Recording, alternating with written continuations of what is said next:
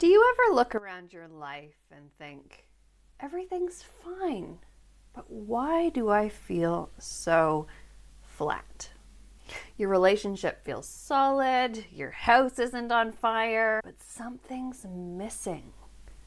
That spark, that aliveness. The good news? You don't need a huge overhaul.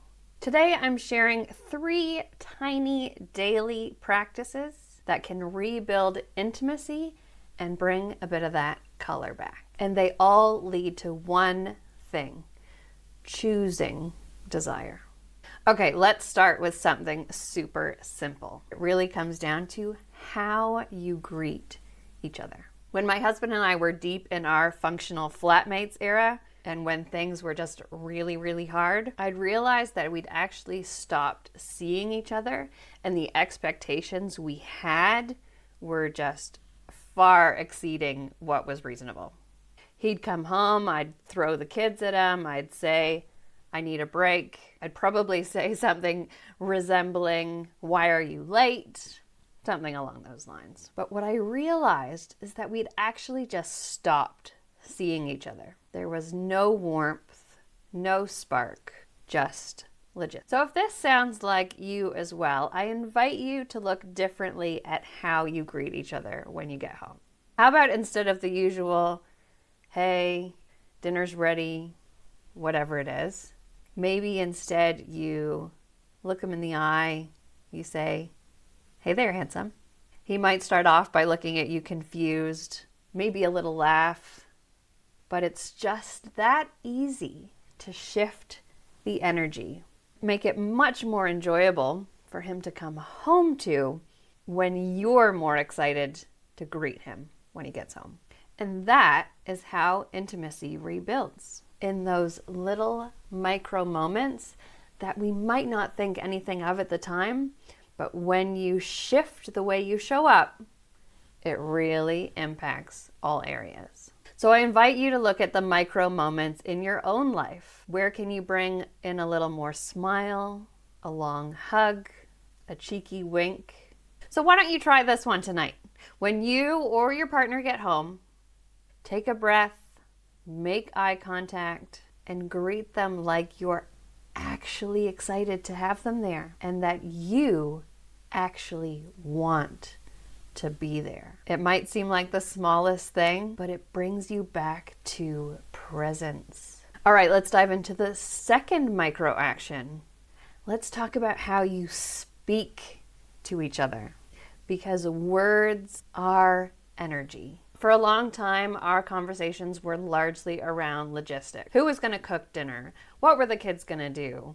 We were talking about bills and groceries and kid activity. We were talking all the time, but connecting very rarely. The other thing I was doing a lot of was sending text about how hard things were, instead of all the little joyful moments that come when being at home with your kids. And there were lots of those. I just wasn't sharing them. So all he saw was that I was sad, depressed, the kids were hard, and that did not sound like an ideal situation that you wanted to come home to. Then I decided to start shifting the way that I communicated. I would send messages like, thinking of you, or how about a cheeky little gif. No agenda, no feelings of, I desperately need you to rescue me. Just desire, just playfulness, just fun. When you treat your partner like a human, like someone you actually want to be around, not a checklist, not someone who can just do all these things for you, things shift fast. Playful little notes, compliments, even a shared meme that makes you both laugh, it's all intimacy.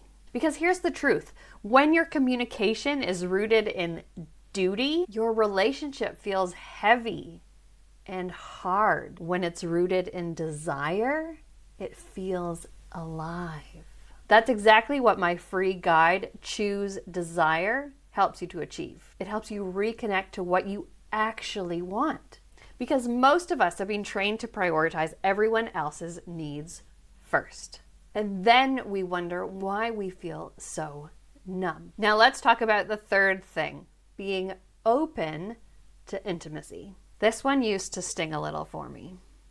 There was a season where my husband would reach for me and I'd freeze.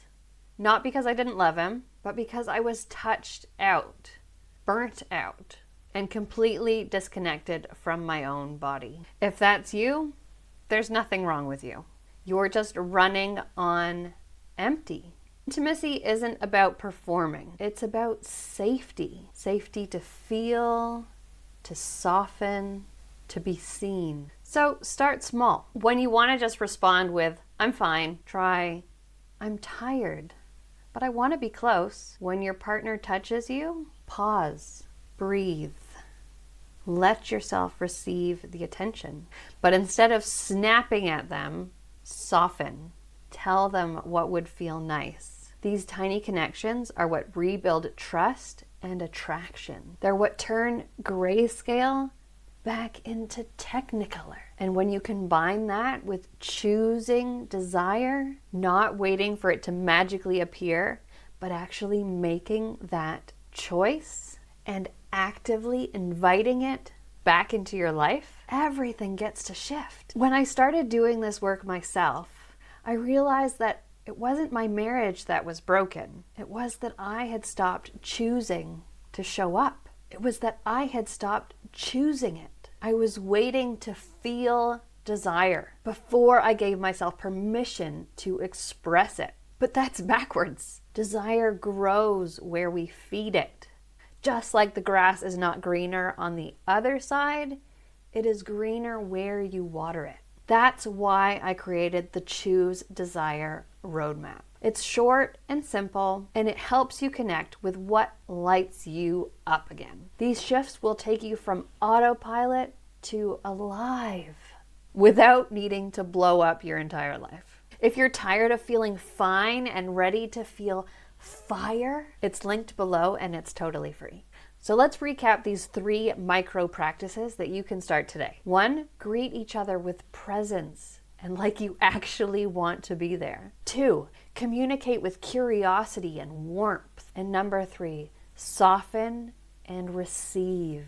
Small, real, and totally doable. Now that you've got those practices, go and grab the Choose Desire Roadmap below. And if you missed last week's episode about why talking about it might not be working, make sure you go back and watch that one. It'll completely shift how you see connection. And next week, I'm sharing the truth about change and why you don't need to burn it all down to have what you want. Click the video on screen to keep the spark going, and I'll see you there.